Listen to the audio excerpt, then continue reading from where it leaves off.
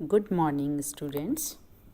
आज हम पढ़ेंगे कारा के रिप्रोडक्शन के बारे में। पिछले वीडियो में हमने पढ़ा था कारा का प्राप्ति स्थान, कारा का वर्गीकरण और इसकी संरचना, थैलस स्ट्रक्चर, सेल स्ट्रक्चर, इस सब के बारे में पढ़ा था। आज हम पढ़ेंगे प्रजनन या जनन या रिप्रोडक्शन इन कारा। ये कारा का प्लांट है। ये कारा का प्लांट आप देख रहे हैं, ये कारा का थैलस, इसमें नीचे राइजोइड्स हैं और ऊपर ये एक्सिस है। इस पर हर पर्व संधि पर नोड के ऊपर एक चक्र में पत्तियां लगी हुई हैं। ये पत्ती जैसी जो संरचना है ये ब्रांच ऑफ लिमिटेड ग्रोथ हैं, सीमित वृद्धि की शाखाएं हैं। ये ब्रांचेज ही हैं जो पत्ती जैसी लगती हैं। तो ये जो पत्ती जैसी शाखाएं हैं, इस पत्ती पर भी पर्व और पर्व संधियाँ होती हैं, क्योंकि ये पत्ती नहीं है, ब्रांच है। तो ब्रांच पर भी पर्व और पर्व संधियाँ हैं। और इस जो छोटी शाखा है, सीमित वृद्धि की शाखा है, इसकी नोड के ऊपर सेक्स ऑर्गन्स लगते हैं, न्यूक्यूल और ग्लोब्यूल। तो ये सेक्सुअल रिप्रोडक्शन का अंग है। कारा में दो तरह के रिप्रोडक्शन की विधियाँ होती हैं, लैंगिक जनन तथा कायिक जनन।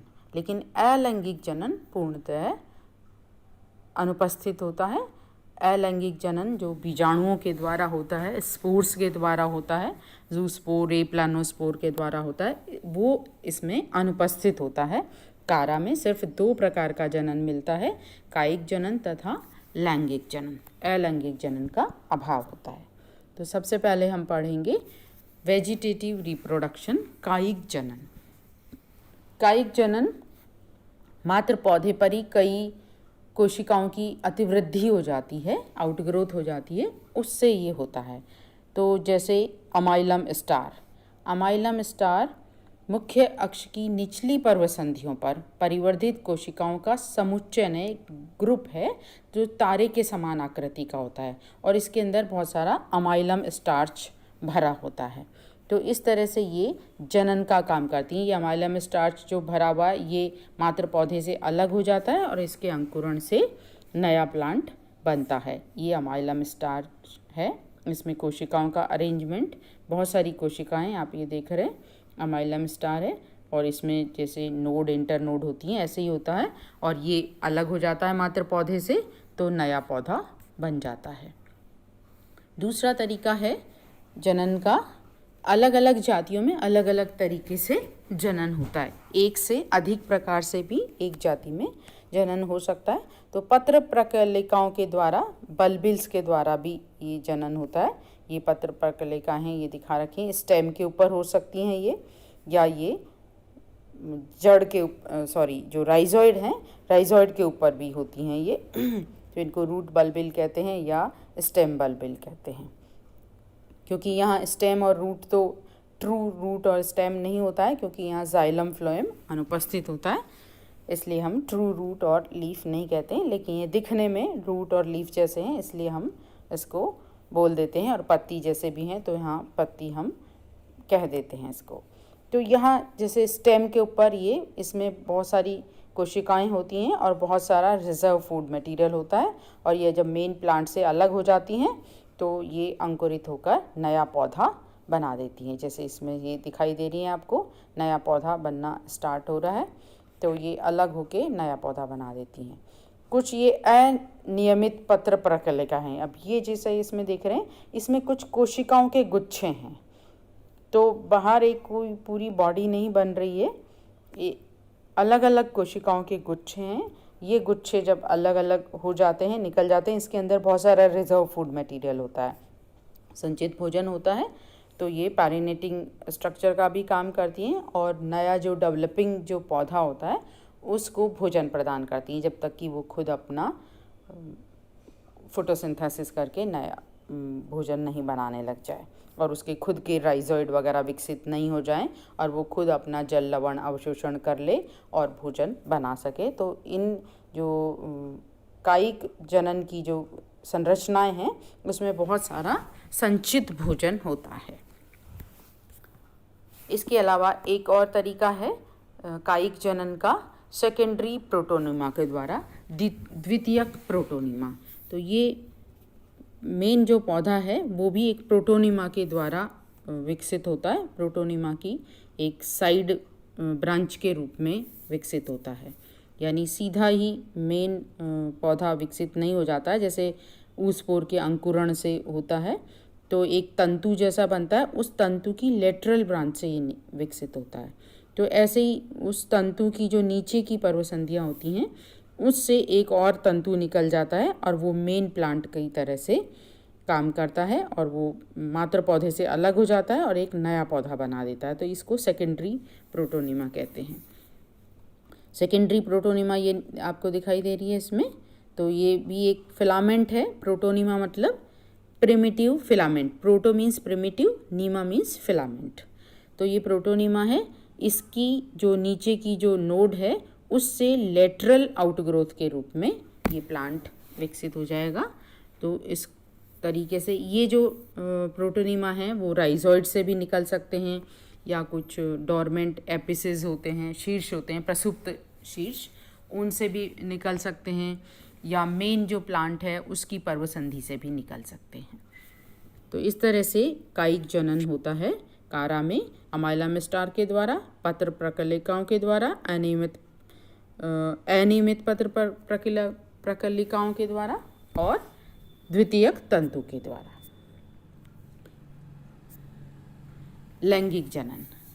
लैंगिक जनन कारा में बहुत ही विकसित एडवांस प्रकार का होता है, ऊगैमस प्रकार का होता है। जननांगों में थैलोफाइट की अपेक्षा उच्चतर की विशेषता एवं जटिलता होती है, क्योंकि ये सामान्यतः सभी एल्गी में इस तरह का नहीं मिलता है। उन थैलोफाइटा में ये बहुत ही उच्चतर प्रकार का है।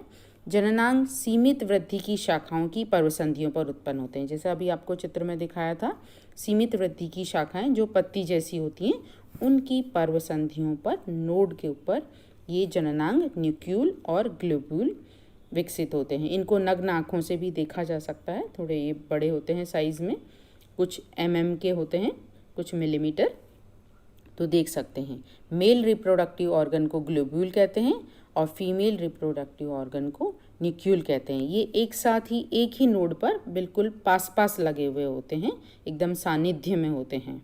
कुछ जातियों में एक लिंगाश्रयी होते हैं जिनमें न्यूक्यूल और ग्लोब्यूल अलग अलग पौधों पे मिलते हैं, और द्विलिंगाश्रयी पौधों में एक ही पौधे पर, ज़्यादातर जातियाँ द्विलिंगाश्रयी हैं, तो एक ही पौधे पर न्यूक्यूल और ग्लोब्यूल मिलते हैं और एक ही ब्रांच पर, एक ही नोड पर साथ साथ पाए जाते हैं। ये आपको चित्र दिख रहा है, इसमें ये देखो, ये पत्ती जैसी जो ब्रांच है, जो सीमित वृद्धि की शाखा है, इसकी एक नोड के ऊपर लाल रंग का ये ग्लोब्यूल दिख रहा है और ये पीले से रंग का न्यूक्यूल दिख रहा है। न्यूक्यूल रिप्रोडक्टिव स्ट्रक्चर है, वो ऊपर की तरफ है, और नीचे की तरफ ग्लोब्यूल है, ये गोलाकार है।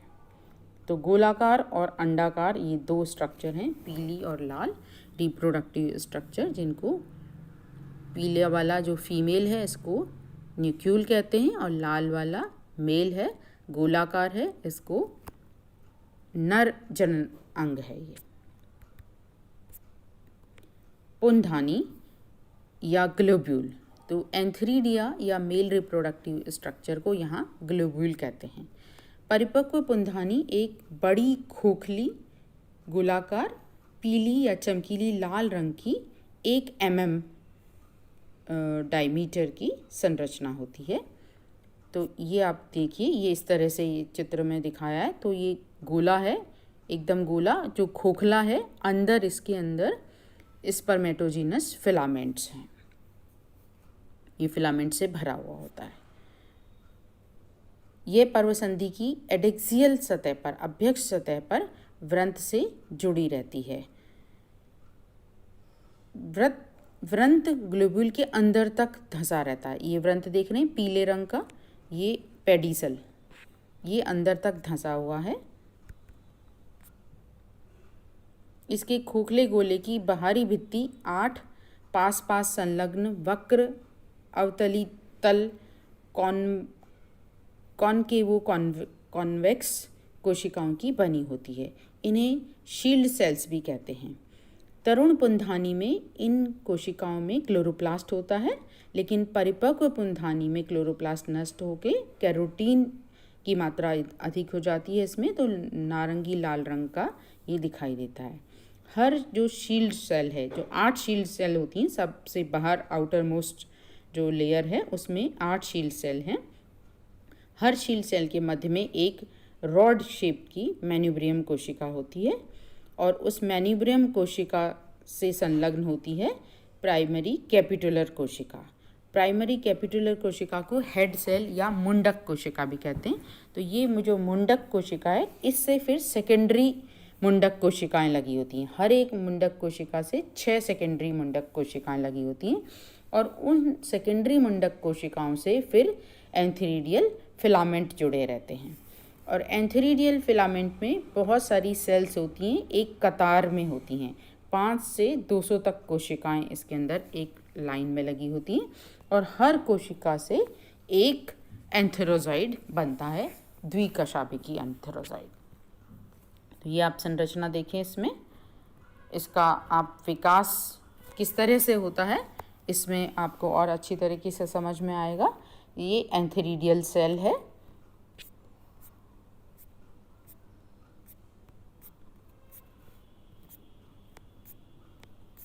ये आपको जैसे दिख रहा है यहाँ पर, ये लिमिटेड सीमित वृद्धि की शाखा की जो ब्रांच है उस पर ऊपर की तरफ न्यूक्लियल फीमेल स्ट्रक्चर है, नीचे की तरफ ग्लोब्यूल है। तो यहाँ पर पर्व संधि पर इसका विकास होता है। विकास के चरण किस तरह से हैं, कैसे एक डेफिनेट क्रम होता है, उस तरह से ही कोशिकाओं विभाजन होता है। तो ये नोड के ऊपर ये एंथेरिडियल सेल है। एंथेरिडियल सेल का ट्रांसवर्स विभाजन होता है, तो नीचे एक पेडिसल सेल बन जाती है और ऊपर की जो ये गुंबद के आकार की कोशिका है ये एंथेरिडियल मदर सेल है। अब पेडिसल सेल में आगे कोई विभाजन नहीं होता है। पेडिसल सेल के नीचे वो नोडल सेल दिखा रखी है, ये जो कि नोड के ऊपर होता है, पर्व संधि के ऊपर विकसित होती है। पेडिसल सेल का आगे विभाजन नहीं होता, लेकिन एंथेरिडियल मदर सेल है, इसमें एक लंबवत विभाजन हुआ। आगे आप जो सी चित्र देख रहे हैं इसके अंदर लंबवत विभाजन है। उसके बाद आप डी चित्र में देखें, लंबवत विभाजन के बाद एक और लंबवत विभाजन होता है जो 90 डिग्री एंगल पे होता है और उस 90 डिग्री एंगल के बाद 4 कोशिकाएं बन गई। अब उसमें एक अनुप्रस्थ विभाजन होता है तो 8 कोशिकाएं बन जाती है। तो ये जो डी चित्र है इसमें ऑक्टेंट बन गया है, ऊपर 8 कोशिकाएं बन गई हैं और पेडिसल वाली जो सेल है वो विभाजित नहीं होती है। अब ऑक्टेंट बनने के बाद इसमें विभाजन लंबवत ना होके, लंबवत और ट्रांसवर्स विभाजन हुए थे, अब इसमें एक पेरिक्लाइनल विभाजन होता है। 2 पेरिक्लाइनल विभाजन होते हैं। एक पेरिक्लाइनल विभाजन हुआ, उससे 2 लेयर बन गई, बाहर 8 कोशिकाएं और अंदर 8 कोशिकाएं। ये ऑक्टेंट था। ऑक्टेंट की हर कोशिका में पेरिक्लाइनल विभाजन होता है, जिससे बाहर 2 परतें बन जाती हैं, बाहर 8 कोशिकाएं और अंदर 8 कोशिकाएं। फिर एक और पेरिक्लाइनल विभाजन होता है, उससे 3 परत बन जाती हैं, सबसे बाहर 8 सेल, उसके बीच में 8 सेल और अंदर की तरफ फिर 8 सेल। तो यहाँ चित्र में आपको 4 सेल दिख रही हैं एक चक्र में, बाहरी चक्र में 4 हैं क्योंकि 4 वो पीछे की तरफ हैं। तो इस तरह से 8 बाहर की कोशिकाएं, 8 अंदर की कोशिकाएं और ये 3 टायर बन गए इसमें कोशिकाओं के। सबसे बाहर की शील्ड सेल, बीच वाली मैन्यूब्रियल सेल और सबसे अंदर वाले टायर की प्राइमरी कैपिटुलम सेल। तो इस तरह से 8 दिया 24 कोशिकाओं का ये 3 परत में अरेंज रहती हैं 24 कोशिकाएं, 8 8 8, हर परत में 8 कोशिकाएं। अब ये जब 24 कोशिकाएं बन जाती हैं, इसके बाद इसमें डेवलपमेंट होता है, यानी आगे विभाजन नहीं होके इनका जो विकास होता है इस तरह से विकास होगा कि ये जो शील्ड सेल हैं सबसे बाहर की आउटर लेयर की, वो लेटरल साइड में बढ़ती हैं। लेटरल साइड में बढ़ने से इसमें एक कैविटी बन जाती है, गैप बन जाता है, क्योंकि जो मैन्यूब्रियम की सेल हैं, बीच वाली जो टायर है, वो नहीं बढ़ती हैं, वो सिर्फ रेडियल डायरेक्शन में बढ़ती हैं। तो वो लंबी खंबे जैसी हो जाती हैं, जबकि शील्ड सेल चौड़ी फैल के इस तरह से हो जाती हैं कि एक गोला बड़ा सा बन जाता है और उसमें खोखला हो जाता है, बीच में खाली स्पेस आ जाता है, कैविटी बन जाती है। अब शील्ड सेल से ऊपर लगी हुई है खंबे जैसी मैन्यूब्रियम सेल, और मैन्यूब्रियम सेल के ऊपर लगी हुई है primary capitulum cell. Primary capitulum cell से हर एक सेल से 6 सेकेंडरी कैपिटुलम सेल बनती है। कैपिटुलम सेल यानी मुंडक सेल, तो ये मुंडक सिर जैसा होता है इसका, तो ये इसलिए इसको मुंडक सेल कहते हैं। तो इसमें सिर में फिर 6 सेकेंडरी कैपिटुलम कोशिकाएं बन जाती हैं, और हर सेकेंडरी कैपिटुलम कोशिकाओं से 2-2 फिलामेंट बन जाते हैं, एंथेरिडियल फिलामेंट। तो ये एंथेरिडियल फिलामेंट, इसमें एक कतार में ये सेल्स लगी होती हैं, जैसा चित्र जे में दिखा रखा है। एंथेरिडियल सेल हैं, ये एक कतार में बनी हुई। एंथेरिडियल सेल से हर एक सेल से एक एंथेरोजाइड बन जाता है, जो कि द्विकशाभिक होता है। ये आप देख रहे हैं स्पाइरल सा है और 2 कशाभिकाएँ इसमें होती हैं, तो ये एक मैच्योर एंथेरोजाइड है। ये एक चित्र दिखा रखा है, इसमें एक शील्ड सेल दिखा रखी है। 8 शील्ड सेल होती है ना जैसे पूरे ग्लोब्यूल के अंदर, तो एक शील्ड सेल ये दिखा रखी है। इस शील्ड सेल से अटैच्ड है। शील्ड सेल तो क्योंकि लेटरल साइड में बढ़ जाती है, फैल जाती है, जिससे ग्लोब्यूल के अंदर कैविटी बन जाती है। तो ये जो छतरी नुमा बड़ी फैली हुई कोशिका है, ये है शील्ड सेल। इससे ये खंबे जैसी ये सेल जुड़ी हुई है, ये है मैन्यूब्रियल सेल, क्योंकि ये रेडियल साइज में बढ़ती है, साइड में नहीं बढ़ती है। तो ये खंबे जैसी हो गई, और इस खंबे जैसी कोशिका से कैपिटुलम कोशिका जुड़ रही हैं, और हर एक कैपिटुलम कोशिका से फिर सेकेंडरी कैपिटुलम कोशिका है, और कैपिटुलम कोशिका से फिर ये एंथेरिडियल फिलामेंट है। तो ये संरचना हुई ग्लोब्यूल, जो कि मेल रिप्रोडक्टिव ऑर्गन है, और उसमें एंथेरोजॉइड बनते हैं जो कि मेल गैमीट हैं। तो अगली वीडियो में हम पढ़ेंगे फीमेल रिप्रोडक्टिव ऑर्गन न्यूक्लियल के बारे में। Thank you.